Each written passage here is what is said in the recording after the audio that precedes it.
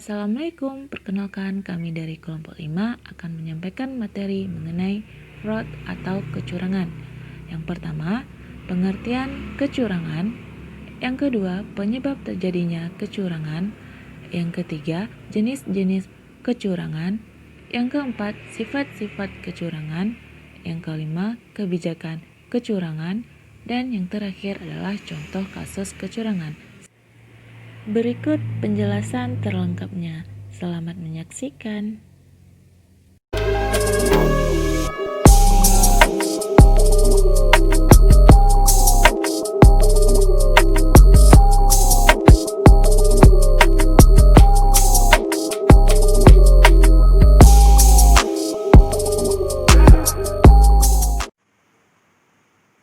Assalamualaikum warahmatullahi wabarakatuh. Saya Sakina Rizky Khalid akan menjelaskan mengenai pengertian fraud atau kecurangan dan penyebab terjadinya fraud.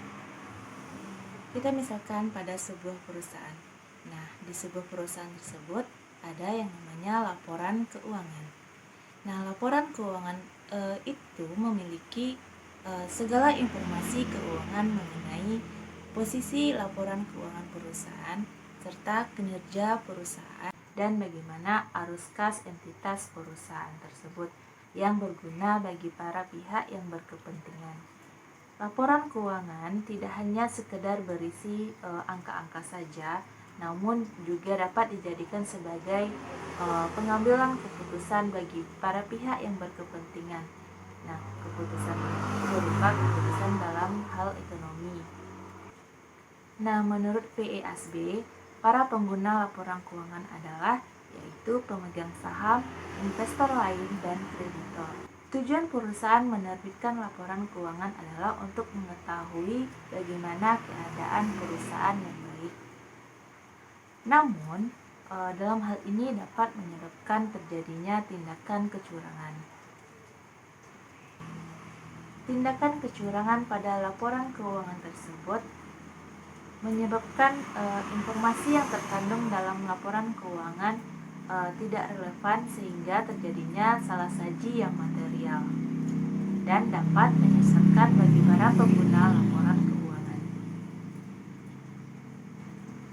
Nah, ketika perusahaan menyajikan laporan keuangan yang tidak material, maka informasi yang terkandung di dalam laporan keuangan tersebut tidak dapat dijadikan sebagai dasar pengambilan keputusan.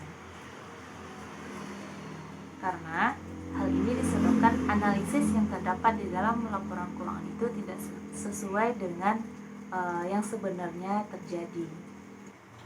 Nah, jadi teman-teman, fraud atau kecurangan itu secara umum dapat kita artikan sebagai tindakan yang melawan hukum yang dilakukan oleh orang-orang yang ada di dalam perusahaan maupun orang yang ada di luar perusahaan dengan maksud untuk mendapatkan keuntungan pribadi ataupun kelompok yang secara langsung dapat merugikan pihak lain. Nah, sedangkan menurut Ikatan Akuntan Indonesia, fraud merupakan salah saji yang timbul dari kecurangan dalam pelaporan keuangan, yaitu salah saji atau penghilangan secara sengaja untuk mengelabui para pihak pemakai laporan keuangan. Nah, fraud ini biasanya terjadi dan umumnya terjadi karena adanya dorongan untuk melakukannya, lalu adanya peluang, lalu berdasarkan sikap seseorang atau rasionalisasi yang dimiliki seseorang untuk membenarkan tindakan kecurangan tersebut. Lalu, fraud juga memiliki beberapa faktor. Yang pertama yaitu faktor generik atau faktor umum, dan yang kedua faktor individual. Nah, faktor generik ini dapat berupa adanya kesempatan. Nah, pada umumnya muncul akibat dari lemahnya sistem pengendalian internal pada sebuah perusahaan. Nah, yang kedua adanya pengungkapan. Nah, suatu kecurangan yang terjadi belum dapat menjamin untuk tidak akan mengulangi lagi, baik itu dilakukan oleh pelaku yang sama ataupun pelaku yang berbeda. Nah, kedua yaitu faktor individual. Nah, dapat berupa adanya sikap serakah atau sifat tamak yang dimiliki oleh seseorang. Nah, sifat serakah ini jika dipelihara di dalam diri, maka sangat merugikan diri sendiri. Karena dan sifat serakah ini dipengaruhi oleh lingkungan ataupun gaya hidup yang dilakukan oleh seseorang. Kedua, yaitu adanya kebutuhan atau need. Nah, kebutuhan akan pandangan seperti keperluan pegawai atau pejabat. Nah, yang berkaitan dengan aset dari suatu perusahaan. Nah, jadi itulah pengertian mengenai fraud ataupun penyebab terjadinya fraud. Terima kasih. Baiklah, saya akan melanjutkan pembahasan dari Karesti, yaitu mengenai jenis-jenis fraud dan sifat-sifat fraud. Jenis-jenis fraud terbagi dari dua, satu jenis fraud berdasarkan pelaku dan jenis fraud berdasarkan tindakan. Jenis fraud berdasarkan pelaku terdiri dari 5. 1. Employee fraud atau kecurangan pegawai adalah suatu kecurangan yang dilakukan oleh pegawai dalam suatu organisasi kerja. 2. Manajemen fraud atau manajemen atau kecurangan manajemen adalah salah satu kecurangan yang dilakukan oleh pihak manajemen dengan menggunakan laporan keuangan atau transaksi keuangan sebagai sarana fraud. Biasanya dilakukan untuk mencurangi pemegang kepentingan atau stakeholders yang terkait organisasinya. 3. Investment scam adalah yang melakukan kebohongan investasi dengan menanam modal. 4.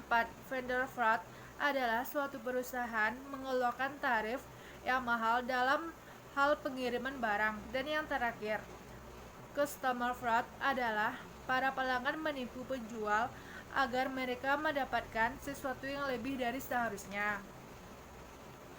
2. Jenis fraud berdasarkan tindakan terdiri dari 2. 1. Penyelewengan terhadap aset atau misappropriation of asset adalah salah satu penyalahgunaan aset perusahaan secara sengaja untuk kepentingan pribadi. Biasanya sering dilakukan oleh pegawai atau employee. Contohnya, penggelapan kas perusahaan dan penggunaan fasilitas untuk kepentingan pribadi. 2. Kecurangan dalam laporan keuangan atau fraudulent financial adalah sebuah salah-saji atau pengabaian jumlah dan pengungkapan yang disengaja dengan maksud menipu para pengguna laporan. Biasanya sering dilakukan oleh manajemen. Contohnya, overstating aset dan understating liabilities. Dan yang selanjutnya tentang sifat-sifat fraud. 1. Positioning. Posisi seseorang atau fungsi dalam organisasi dapat memberikan kemampuan untuk membuat atau memanfaatkan kesempatan untuk penipuan. Seseorang dalam posisi otoritas memiliki pengaruh lebih besar atas situasi tertentu atau lingkungan. 2. Intelligence and creativity. Pelaku kecurangan ini memiliki pemahaman yang cukup dan mengeksploitasi kelemahan dan pengalaman pengendalian internal dan untuk menggunakan posisi, fungsi, dan akses berwenang untuk keuntungan terbesar. 3. Confidence atau ego. Individu harus memiliki ego yang kuat dan keyakinan yang besar dia tidak akan terdeteksi. 4. Coercion. Pelaku kecurangan dapat memaksa orang lain untuk melakukan atau menyembunyikan penipuan. Seseorang individu dengan kepribadian yang persuasif dapat lebih berhasil meyakinkan orang lain untuk pergi bersama dengan penipuan atau melihat ke arah lain. 5. Deceit. Penipuan yang sukses membutuhkan kebohongan efektif dan konsisten untuk menghindari deteksi. Individu harus mampu berbohong, meyakinkan, dan harus melacak cerita secara keseluruhan. Dan yang terakhir, stres. Individu harus mampu mengendalikan stres karena melakukan tindakan kecurangan dan menjaganya agar tetap tersembunyi sangat bisa menimbulkan stres. Dan materi selanjutnya akan dibahas oleh Chelsea. Bismillahirrahmanirrahim. Assalamualaikum warahmatullahi wabarakatuh. Nama saya Chelsea Ramadhani Putri. Saya akan menjelaskan tentang kebijakan fraud atau kebijakan kecurangan. Kebijakan fraud bertujuan untuk mencegah terjadinya suatu bentuk kecurangan dalam sebuah perusahaan. Salah satunya bentuk penggelapan dana dalam perusahaan tersebut. Bentuk-bentuk kecurangan ini sering dilakukan oleh orang-orang dalam perusahaan itu sendiri atau pegawai pada perusahaan itu sendiri. Kebijakan-kebijakan ini dapat dilakukan dengan cara membuat sistem deteksi, melakukan peninjauan, melakukan pemantauan terhadap sumber daya manusia dan kegiatan operasional dalam suatu perusahaan tersebut. Beberapa kebijakan dan prosedur human resources yang wajib dilakukan adalah proses perekrutmen anggota, terus pendidikan, proses transparansi, mutasi, dan lain-lain. Yang kedua, kebijakan dan prosedur rotasi. Meliputi alasan untuk melakukan rotasi, berapa lama melakukan rotasi, dan alasan untuk karyawan itu melakukan rotasi pada sebuah perusahaan tersebut.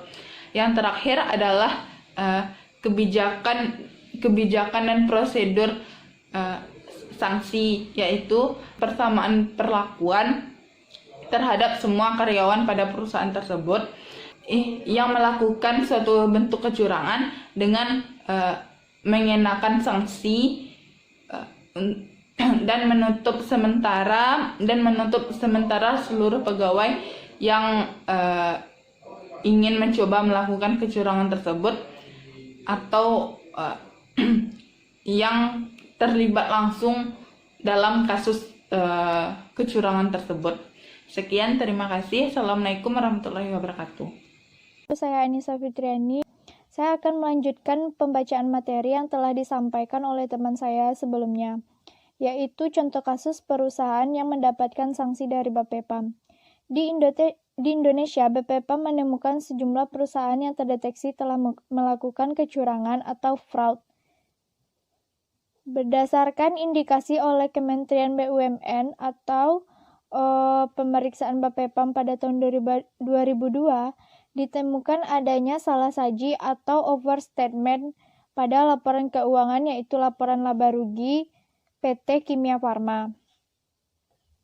Salah saji ini terjadi dengan cara melebihkan penjualan dan persediaan pada 3 unit usaha dan dilakukan dengan menggelembungkan harga persediaan yang telah diotorisasi oleh Direktur Produksi untuk meningkatkan penilaian persediaan pada unit distribusi PT Kimia Farma pada 31 Desember 2001. Selain itu, PT Kimia Farma melakukan pencatatan ganda atas penjualan pada 2 unit usaha. Dari kasus Kimia Farma ini, kita dapat mengetahui bahwa perusahaan menggunakan ROA sebagai alat untuk memanipulasi laporan keuangan. Banyaknya kasus fraud yang ditangani oleh Bapepam menjadi bukti bahwa terdapat kegagalan audit dalam mendeteksi adanya kecurangan laporan keuangan. Menurut Kresi, ia menyimpulkan bahwa kecurangan secara umum terjadi memiliki 3 sifat, yaitu tekangan, peluang, dan rasionalisasi, yang disebut dengan triangle. Untuk mendeteksi ada atau tidaknya fraud, kecurangan pada laporan keuangan dengan menggunakan faktor risiko, tekanan, dan peluangan, tidak digunakannya faktor rasionalisasi dikarenakan kasus-kasus yang terdapat pada annual report dan proses rilis Bapepam tidak ada yang mencerminkan suatu keadaan di mana pelaku mencari pembenaran atas tindakannya.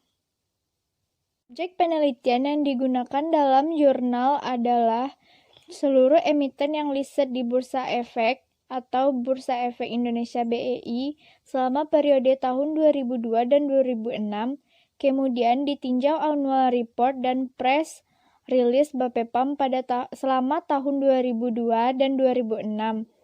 dan ditemukan 31 perusahaan non-keuangan yang sesuai dengan kriteria fraud. Selanjutnya, sampel diambil secara berpasangan antara kategori perusahaan fraud dan non-fraud berdasarkan kriteria tertentu dan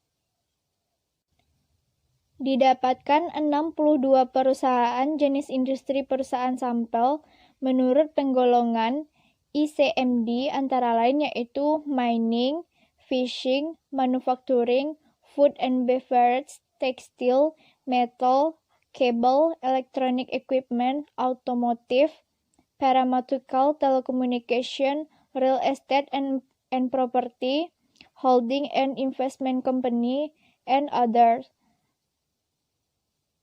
Terima kasih telah menyaksikan video kami dan kami ucapkan wassalamualaikum warahmatullahi wabarakatuh.